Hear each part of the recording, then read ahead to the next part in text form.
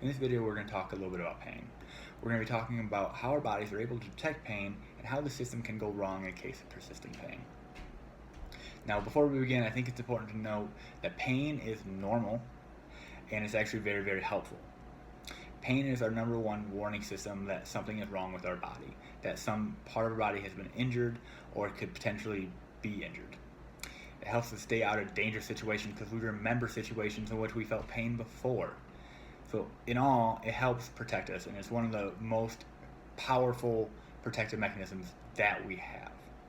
Okay, so how do we detect pain?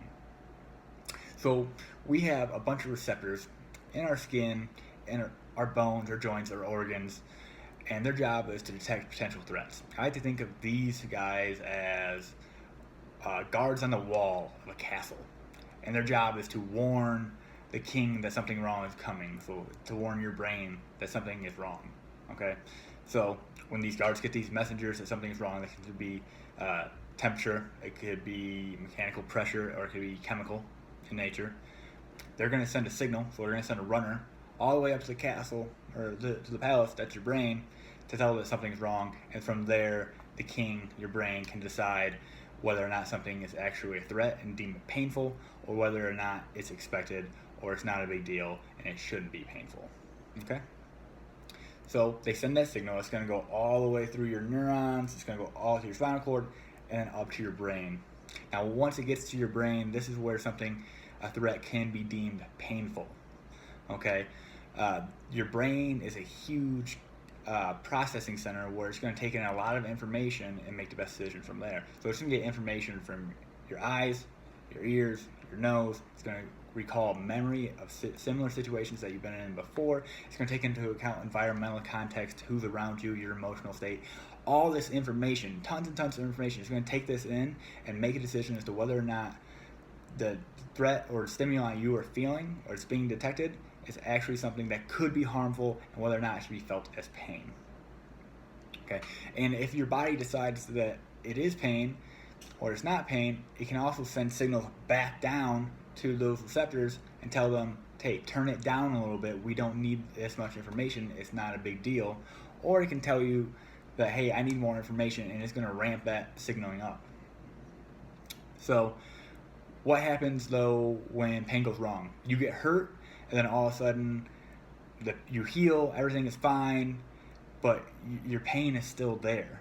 Why is that the case? Sometimes what can happen is called central sensitization. The way to think about this is the guards are detecting a threat coming, and say they detect 10 guys on horses coming, and it's sending that signal up to the king, but along the way that message is being passed from one messenger to another, to another, to another. And somewhere along the line, one of those messengers exaggerates what he is hearing. Instead of saying that he heard that there's 10 guys coming, he says that there's 10,000 guys coming. All of a sudden, that information going to your brain is telling you that 10,000 guys are coming, or 10 times the stimulus is coming to your brain, and all of a sudden your brain thinks this is a real threat and determines that this is pain, when it might not normally be painful, or it might only be mildly painful. It could be extremely painful. Another thing that can happen is the descending signals from your brain out into your spinal cord, to your receptors. That signaling can be interfered with. And what can happen is that message to turn down the volume of information coming into your brain from those receptors can either be turned up abnormally, and so all of a sudden you're getting a lot of information coming to your brain when it shouldn't be, or your ability to turn down that dial and to dampen those signals coming up to your brain, that gets turned down. So what you get is essentially an amplification or an inability to turn down the signal. Now these are just two ways that it's possible for persistent pain to occur. There are many mechanisms that we're just now starting to really get into and understand.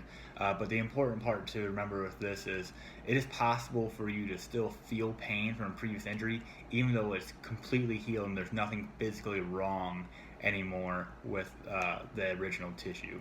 Now it could be issues like the nerve itself is damaged and spontaneously firing, but it may not necessarily mean that the tissue itself is damaged.